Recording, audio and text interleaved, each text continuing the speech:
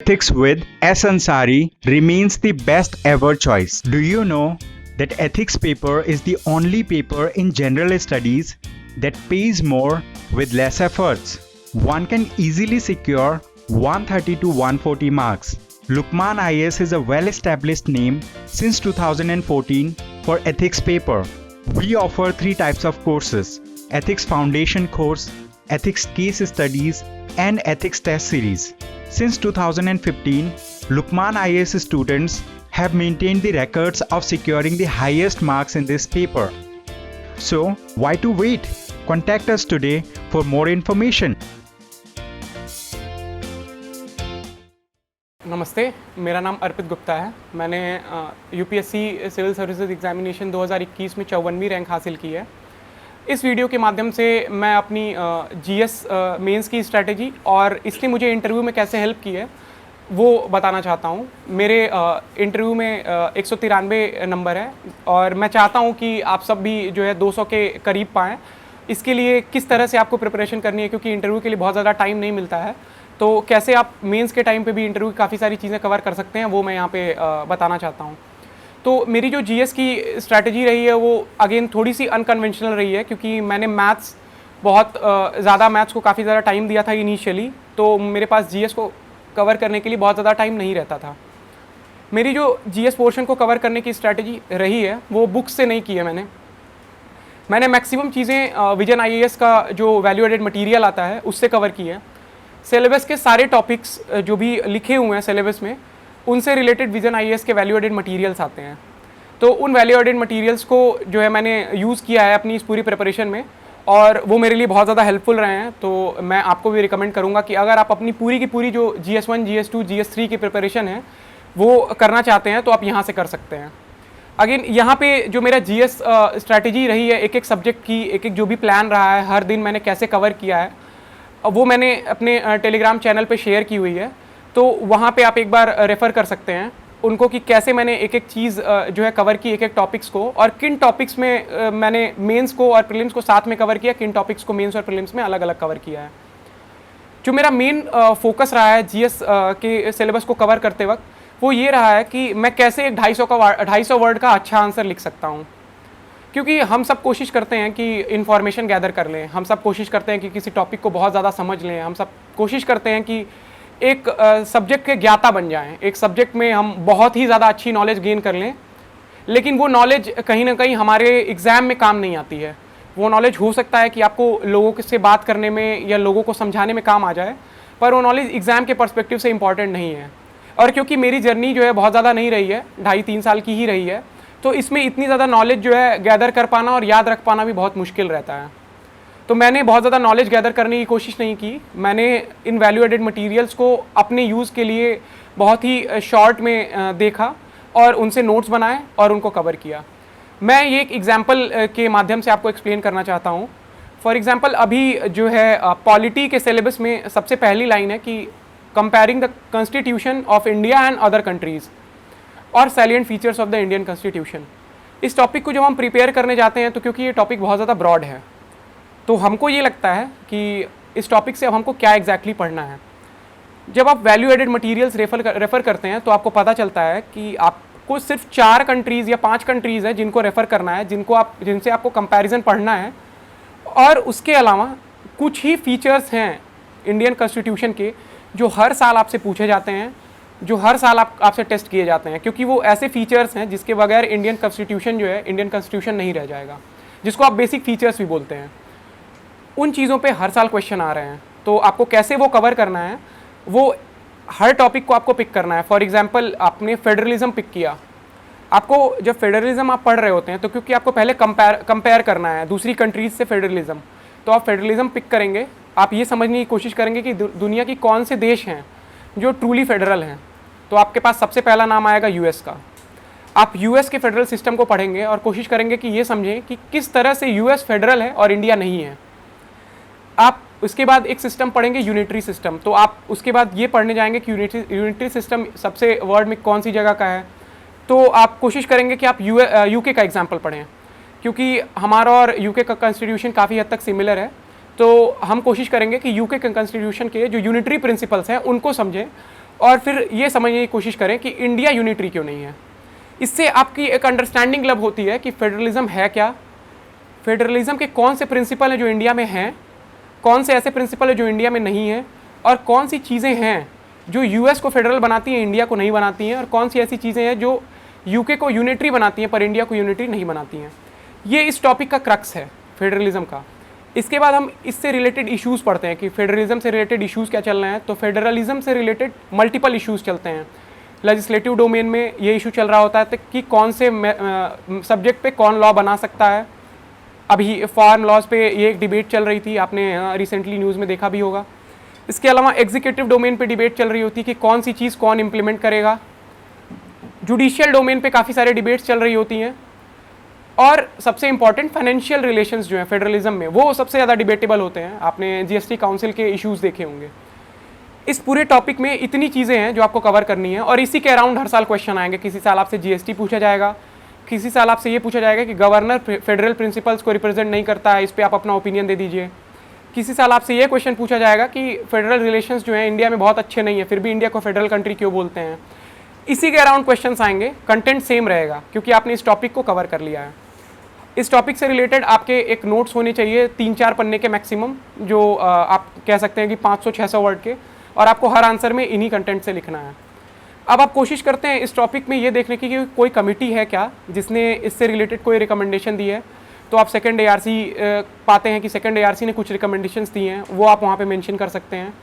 कुछ कमिटीज़ हैं जो जैसे कि सरकारिया कमीशन है, उसने इस चीज़ को लेकर के काफ़ी सारे रिकमेंडेशंस दिए हैं। इस तरह से आपको नोट करना है कि क्या वैल्यू ऐड आप कर सकते हैं फेडरलिज्म के आंसर्स में। हर टॉपिक, हर जितने भी टॉपिक हैं आपको इसी तरह से उनको कवर करना है। आपको 3-4 रीसेंट एग्जाम्पल्स लिखने हैं जहाँ पे फेडरल इश्यूज़ हुए हों। ये मैंने एक टॉपिक का आपको कंप्रिहेंसिवली बता दिया है कि कैसे कवर करना है। इस तरह से आपको सारे टॉपिक्स, चाहे वो GS1 के हों, चाहे वो GS2 के हों, या चाहे वो GS3 के हों, इनको इस तरह से कवर करना है। जब आप GS1 GS2 कवर कर रहे होते हैं तो आप थोड़ा कंफर्टेबल होते हैं, क्योंकि GS1 GS2 जो है काफ़ी ज़्यादा फेमिलियर पोर्शंस हैं हमारे लिए। GS3 के पोर्शंस में साइंस एंड टेक आती है, इन्वायरमेंट आते हैं। ये ऐसे पोर्शन होते हैं जहाँ पे हमारी बहुत ही ज़्यादा एक्सपर्टीज़ नहीं होती है और क्वेश्चंस हमें प्राइमा फेसिए बहुत डिफ़िकल्ट लगते हैं। तो उसमें एक बहुत ही सिंपल काम करना है आपको साइंस एंड टेक पढ़नी ही नहीं है, स्टैटिक पोर्शन। आपको साइंस एंड टेक सिर्फ मेंस 365 से कवर करना है, या फिर कोई भी करंट अफेयर्स की जो मैगजीन आती है मेंस के लिए, सिर्फ उससे कवर करना है।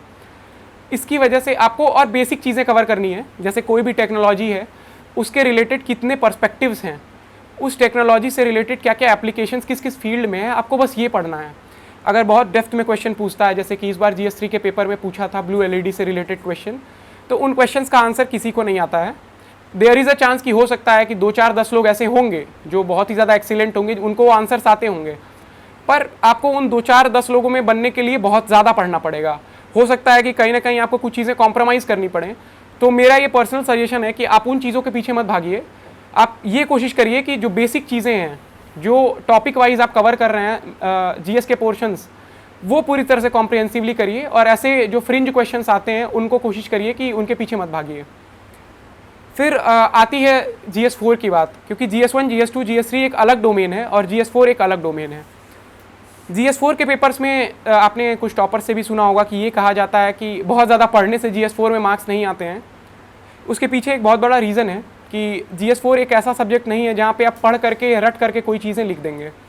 GS4 ये दिखाता है कि आपका थॉट प्रोसेस एथिकल है या नहीं है, आप खुद अंदर से एक एथिकल इंसान है या नहीं है, आपकी जो कार्य प्रणाली है, जो भी आपका सिस्टम में वे ऑफ परफॉर्मेंस होने वाला है, या जो भी आपका SOP होने वाला है, वो कैसा होने वाला है, आप कितने रूल ऑफ लॉ ओबीडियंट हैं, क्या आप भावनाओं में बह जाने वाले इंसान हैं या नहीं हैं। ये चीज़ें आपकी एथिक्स के पेपर में चेक हो रही होती हैं। तो एथिक्स के पेपर को अच्छा करने के लिए सबसे पहले तो खुद में सुधार लाने की बहुत ज़रूरत होती है, ताकि आप अपने सोच को उस डायरेक्शन में लेके जाएं। मैंने इस एग्ज़ाम में 2 अटेम्प्ट दिए हैं, तो मेरे दोनों बार जो है एथिक्स में काफ़ी अच्छे मार्क्स रहे हैं। पहले अटेम्प्ट में मेरे 105 नंबर आए थे, जबकि मैंने पहले अटेम्प्ट में बहुत ज़्यादा प्रिपरेशन भी नहीं करी थी एथिक्स की। दूसरे अटेम्प्ट में इस बार मेरे 106 मार्क्स आए हैं।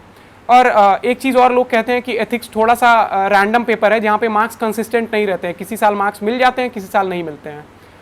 ये फिर से एक गलत धारणा है। अगर आपकी सोच एथिकल है, आप एक ऐसे पर्सन हैं जो चीज़ों का एथिकल पर्सपेक्टिव समझते हैं, आप एक ऐसे पर्सन हैं जो किसी भी दी हुई केस स्टडी को एक सही पर्सपेक्टिव में सॉल्व कर सकते हैं, तो आपको मार्क्स ज़रूर मिलेंगे एथिक्स में, और आप हर साल ऐसे मार्क्स लेकर के आ सकते हैं। मेरे हो सकता है थ्योरी पोर्शन में बहुत अच्छे मार्क्स ना आए हों, जिसकी वजह से मुझे जो है 110 या फिर 115 मार्क्स नहीं मिले हैं।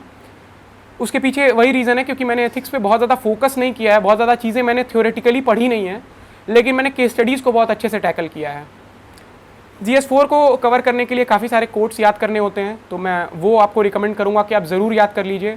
टॉपर्स की जो कॉपीज़ हैं, जैसे विशाखा मैम की कॉपी है, उनकी कॉपीज़ मैंने कई बार पढ़ी और कोशिश की उनके कॉपीज़ से जो भी कोट्स हैं वो मैं पिक कर लूँ। और भी कुछ टॉपर्स हैं, फॉर एग्जांपल 2020 में दिव्या मिश्रा मैम थी, उनकी कॉपीज़ मैंने पिक की, उनकी कॉपीज़ से मैंने काफ़ी सारी चीज़ें उठाई हैं। मैंने इन लोग की कॉपीज़ से जो चीज़ें उठाई हैं वही एग्ज़ाम में लिखा है।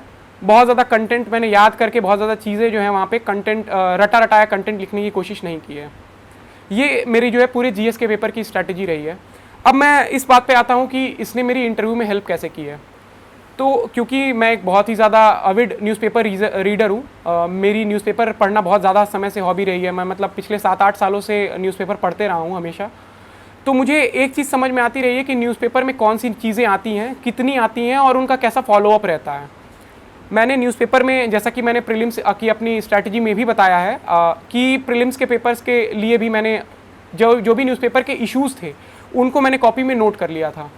तो मैंने इंटरव्यू के लिए भी चीज़ें अलग से नहीं की, पर जो इश्यूज़ मैंने नोट किए हुए थे प्रीलिम्स के लिए, उन इश्यूज़ पे एक ओपिनियन बनाने की कोशिश की कि कोई भी इशू जो अभी न्यूज़ में चल रहा है उस पर मेरा क्या ओपिनियन है। इंटरव्यू के लिए प्रिपरेशन के लिए क्योंकि बहुत ज़्यादा टाइम नहीं मिलता है, तो सबसे ज़्यादा फोकस हमारा अपने डिटेल्ड एप्लीकेशन फॉर्म पे रहता है, तो और वो होना भी चाहिए क्योंकि वहीं से काफ़ी सारे क्वेश्चंस आते हैं। लेकिन मेरा जो इंटरव्यू रहा वो डिटेल्ड एप्लीकेशन फॉर्म पे बिल्कुल नहीं था। सिर्फ मेरे इंटरव्यू में 2 जगह से क्वेश्चन पूछे गए थे।